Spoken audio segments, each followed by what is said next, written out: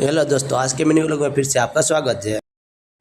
तो मैं बहुत दिनों से रूम पर अकेला रहता था और मुझे बार बार होटल में खाना पड़ता था, जिसकी वजह से मेरी तबीयत ख़राब हो जाती और मुझे बाहर होटल का जमता नहीं था, जिसकी वजह से मुझे तबीयत बहुत बहुत ख़राब हो जाती थी।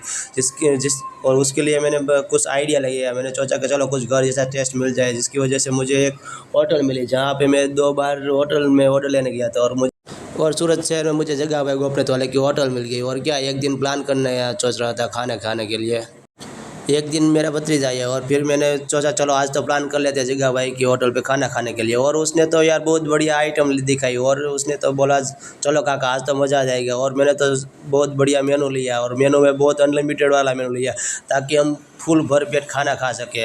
और हमने ऑर्डर दे दिया था और हमारे यहाँ पे कुछ देखे हो इस तरह से आइटम आई थी।